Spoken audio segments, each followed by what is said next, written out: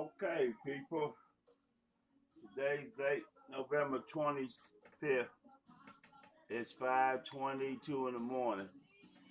A few days for Thanksgiving, and we here with KP.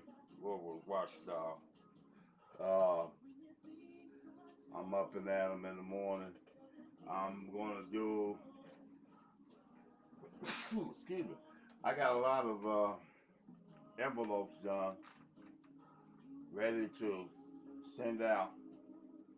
I still put my prison name on that, prison number on that, 126590. Got a lot of letters going out. When you're doing this legal work, you gotta be ready to. Wait a minute, let me turn.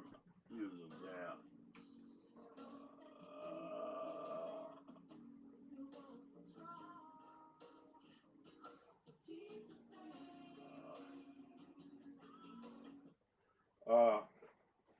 Got a lot of music. To Andy Wilson, Kerry Journal. Andy Wilson freed me. You gotta know your people who's got your back, who's gonna do the work that they don't want done. David James, Federal Bureau of Investigation. You gotta have these people, Metro Council, the people that run the city, Ed Harness, Department of Justice, Amy Senior, and Christine Clark, David James again. You gotta be ready to send these envelopes out. This Honorable Mark Baker, he's a coward, like A.C. McKay Chavan. Clerk Dave, let's go. So you gotta be ready to do battle.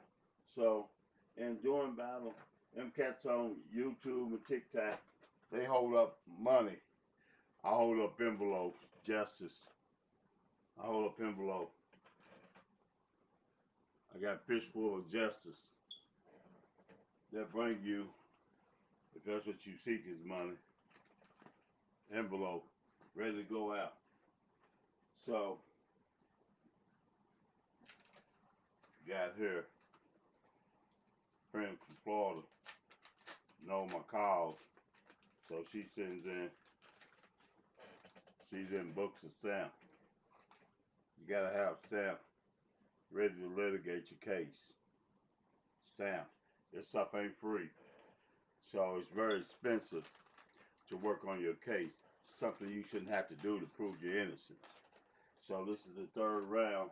Me and the Louisville police, LMPD, Thomas Wine, Mark Baker. We've been involved. This is the third round. Been justice towards me. I'm a target. They biased against me, prejudice. You can say it. It's being real. That's what this is all about. For whatever reason, they know that I'm going to study law. Got my criminal book here. Got a rules of court somewhere. So I got books laying around. Got my laptop ready to open up, research me some stuff. I got my small compact note. I got another note, and I'm filming on the note. I got them everywhere. Got my phone nearby. I'm gonna do some research. So LMPD, Miss Weathers, whoever's gonna try to oppose me, Miss Trish Marsh, I hope that there's no opposition. I hope that transparency works. I hope that accuracy of the record works. I hope that what y'all say, transparency and accountability. I hope that y'all, because this is what I'm gonna ask y'all for in just a second. I got Michael Jackson on Keep the Faith. I keep faith above. That's what got me out. That's what's gonna deliver me again. LMPD, you did wrong. I got the proof. Your record says this horrible stuff. I'm gonna try, and I hope other people similarly situated That's just what I'm doing it for, people. This ain't about Kerry Porter. I can do it. They gave me a diversion program. I get caught with 15 guns. They don't make a report on the actual 911 call. The concerns of my stolen object, notepad, iPhone, uh, the credit cards, the money, the jewelry, etc., etc. They don't make no investigative report on that. They don't make no investigative report on this girl claim of sexual assault or nothing else. So that's dereliction of duty. So I'm going to make a complaint about this. Since there is no report on those two objects that the 911 call is based on, then the 911 call is a pretextual BS calls to come into my home. They knew I had the guns from the February 1st, domestic, February 1st of 2017. Cecilia Sanders takes out an EPO saying that I'm trying to kill her. Well, it gets reversed and she drops the charges. And she put on the Facebook post. She used a Facebook post, and they knew that from the Facebook post, they knew that I had guns. Thomas Wine more than likely helped Seal with that EPO, and I tore his butt up again. I've been tearing Thomas Wine back out for years. Yes, he's passed. I can still talk about it. It's a fact and evidence. So he says all of this stuff at trial, but admits to being biased, and he took this case on, this gun case, and he fabricated this gun case like he fabricated the wrongful conviction in the first place. I can say it happened to me. I don't care what you people's feelings are towards him. That's your issue. I got my own issues. I can speak on my own issues. Sorry if you don't like it. I'm not kicking a dead horse. I'm kicking a horse that lied on me. That's what I'm kicking. So you can have your feelings all you want. Moving on with that. Uh, no one's above law. Rule. The rule of law. The rule of life. No one is above the law. So if no one's above the law, then he should be held accountable for what he did while he was alive. So I'm holding him accountable to that. So if y'all have a problem with that, you can find me. So anyway, moving on. Uh, I'm gonna take this notepad and look up all the people.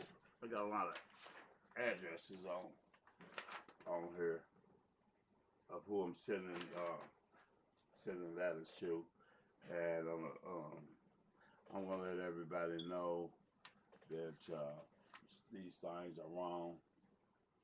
The mayor, you can see right here, the first person I let know is the mayor, new chief of police, Commonwealth attorney, Mark Baker, Judge Patricia Trish Morris, attorney Michael Connor, Councilman Tammy Hawkins, council lady Tammy, and Jessica Green, former prosecuting attorney. So I want to let them know my client and more people.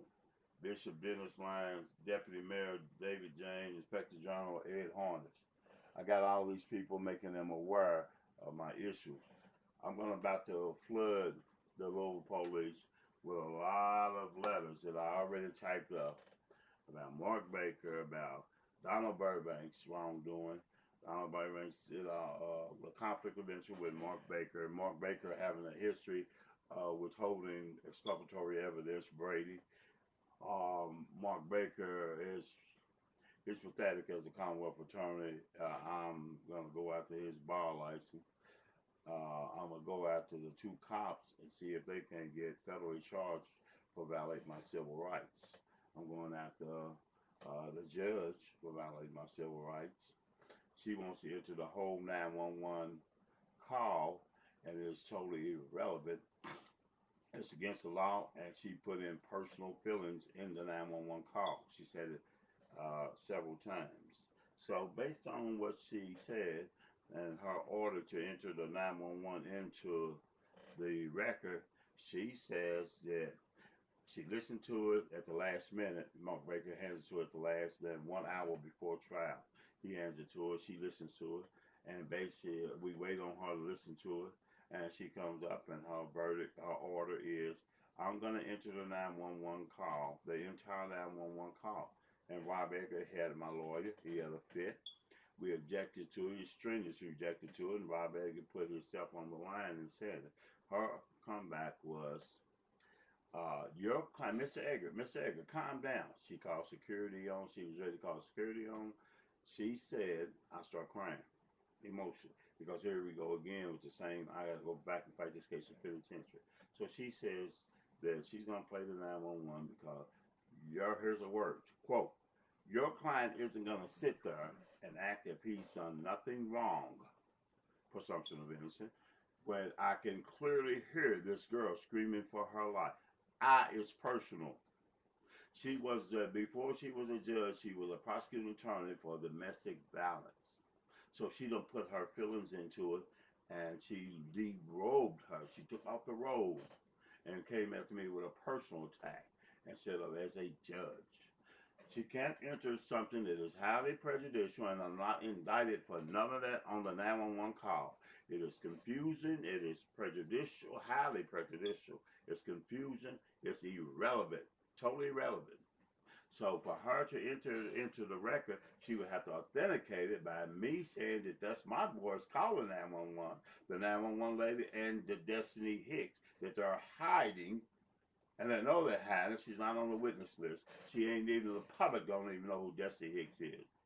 So this is why this case is a false mockery. I got a hidden video that Thomas Wine suppressed that because I talk about his corruption.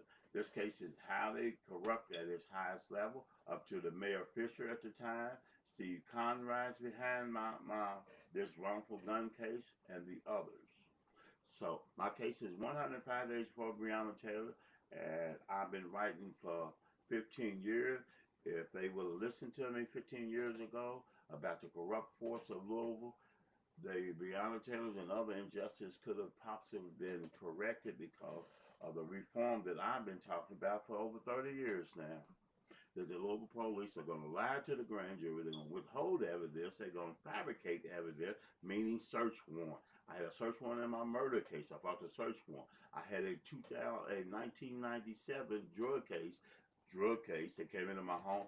I beat that case because of a legal search warrant. Okay, so the point of it is Breonna Taylor's search warrant. At Breonna Taylor's search warrant, people don't know. First of all, what's his name? Drunk, but Hankerson is more than likely the suspect that shot the bullet that entered what's called leg. They just blame it on the black man. It's raining on Kenneth Walker. Hankerson shot recklessly in the next apartment. How can you miss a whole apartment? That's like shooting at a barn, side of a barn. How can a trained cop miss so much of an apartment? This square here. If you hear a gunshot, boom! If I fire a gun, boom! I got a death threat on me. If a gun goes off anywhere in this house, I'm nowhere to shoot at in return. So I'm not gonna be shooting at something where it's gonna all in the park, all over the place like this. That man got bullets scattered over 10 feet, 20 feet distance because he was drunk, and they know he was drunk. He went the other way. So much cover up in Breonna Taylor's case, it ain't funny. So he goes the other way with the money, more than likely, and they got him on GPS tracking wrong. It's a whole lot of hidden stuff on Breonna Taylor's case. But the main thing about Breonna Taylor's case is they knew that there was a possibility of gunfire. They had an ambulance waiting around the corner. Do your homework. I bet you they knew I had guns. Let's see if I was on the gun list. They don't give me that discovery. Let's see if I was on a valid offender gun list. Let's see if I was a convicted felon with gun list. Let's see if they had an ambulance waiting around the corner because y'all knew I had guns. See, y'all want to make a pretext that the guns wasn't the point. I know the guns was the point. I knew you knew I had guns. I was wearing a gun on my side in Walmart, Lowe's, Myers, any public store. I made sure that you seen the gun because I knew I had a legal right to have the gun. I said it was justification defense long before I came home. So that's where we at. I knew what I was doing before it happened. I told Alex Thornton down in my basement. I'm upstairs. I told Alex down in my basement, is that I tapped on his body cam. He said, "Don't be touching my body cam." Is it on? Make sure. I want to make sure it's on. So he said it was on. I told him 4 times. Four times. Is that body cam on? Because I kept on saying Thomas Wine is behind this. And they kept on. They made that disappear. 4 times. I said, Thomas Wine, is the body cam on? So they are hiding evidence. Mark Baker has a history of hiding evidence. Commonwealth Attorney and Thomas Wine AC had a thing at my trial, and AC said, Judge, we all know Juan Sanders is very dangerous. I wouldn't doubt he'd come in here and kill everybody in here for just for fun. But where'd you get that information from, AC? That he killed everybody in here just for fun? I needed that information in my trial to prove my point. But you kept it back, but you brought it up at trial in front of Thomas Wine. Thomas Wine's response is, oh, he won't kill me. No, he won't kill you because you talked to him in your chambers and others' hands probably. So there was a relationship between Thomas Wine and still is, was, a relationship between Thomas Wine and Juan Sanders. I think Thomas Wine, he may have been, Juan got a lot of money. Wonder where that money is going to. I'll see you in a minute.